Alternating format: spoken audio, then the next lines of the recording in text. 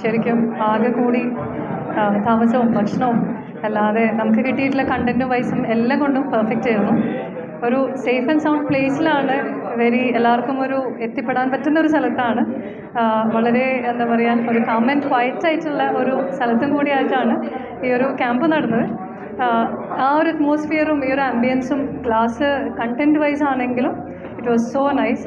Actually നമ്മൾ തന്നെ അത് ഏത് ലെവൽ ഓഫ് ആളുകൾക്കും, അതായത് പ്രായഭേദമന്യേ ഒരു ഹൈസ്കൂളിൽ പഠിക്കുന്ന കുട്ടി മുതൽ പ്രായമായിട്ടുള്ള ഏത് കുട്ടികൾക്ക് വരെ ശരിക്കും അറ്റൻഡ് ചെയ്യാൻ പറ്റുന്ന ഒരു സെഷൻ തന്നെയാണ്. കാരണം ഇപ്പം എന്ന് പറയുന്ന കുട്ടികളാണ് കൂടുതൽ.